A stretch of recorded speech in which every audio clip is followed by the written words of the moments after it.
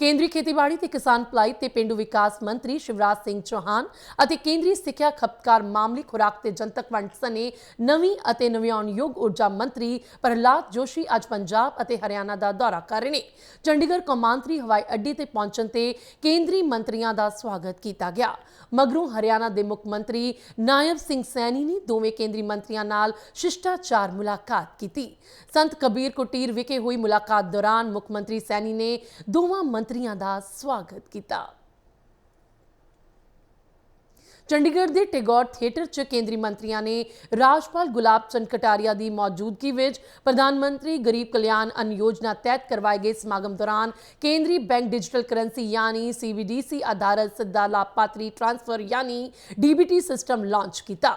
ਇਸ ਤੋਂ ਇਲਾਵਾ ਕਿਸਾਨ ਸੰਵਾਦ ਅਤੇ ਭਾਰਤੀ ਖੁਰਾਕ ਨਿਗਮ ਯਾਨੀ FCI ਦੇ ਸਾਈਲਰਸ ਦੇ ਨਿਰੀਖਣਾਂ ਰਾਹੀਂ ਅਨਾਜ ਭੰਡਾਰਨ ਗੁਣਵੱਤਾ ਪ੍ਰਬੰਧਨ ਅਤੇ ਸਪਲਾਈ ਲੜੀ ਦੀ ਸਮੀਖਿਆ ਕੀਤੀ गई। भारत के प्रधानमंत्री श्रीमान नरेंद्र मोदी जी, मेरे बहनों भाइयों, यहाँ कोई अतिथि मुख्य अतिथि हो सकता है, लेकिन लोकतंत्र में अगर सबसे बड़ी कोई है तो वो है जनता। तंत्र लोक के लिए है। प्रधानमंत्री जी अपने आप को प्रथम सेवक कहते हैं देश का, और मंत्री के नाते हमारे मन में भी लगातार यही भाव है कि इस जनता की सेवा अपने लिए भगवान की पूजा है। तो जब हम दुनिया के सबसे बड़ा बोलते हैं, कई लोगों को इसका अंदाजा नहीं लगता है।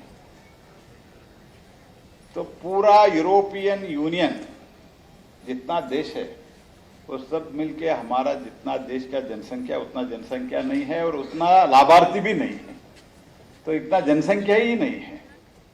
तो इतनी बड़ी मात्रा में प्रधानमंत्री गरीब कल्याण अन्न योजना के द्वारा हम अनाज फ्री में बांट रहे हैं। तो सही अनाज मिलेगा और व्यापारी को भी इतना बड़ा लाभ हो गया कि वो अब किसी भी तरह से उसमें हेरा फेरी कर नहीं सकता। उसको पूरा सामान देना पड़ेगा, पूरा पैसा लेना पड़ेगा, और उसका पैसा और सामान का अकाउंट आपके यहाँ दिल्ली में चला गया, कहीं हेर फेर का चांसेस नहीं है।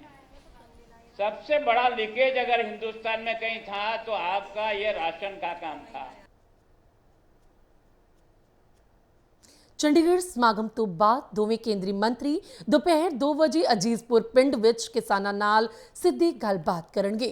ਇਸ ਦੌਰਾਨ ਉਹ ਕਿਸਾਨਾਂ ਤੋਂ ਖੇਤੀ ਨਾਲ ਸੰਬੰਧਿਤ ਮੁੱਦਿਆਂ, ਸਰਕਾਰੀ ਯੋਜਨਾਵਾਂ ਅਤੇ ਜ਼ਮੀਨੀ ਪੱਧਰ ਤੇ ਉਹਨਾਂ ਦੇ ਲਾਗੂ ਕਰਨ ਬਾਰੇ ਸਿੱਧਾ ਫੀਡਬੈਕ ਹਾਸਲ ਕਰਨਗੇ।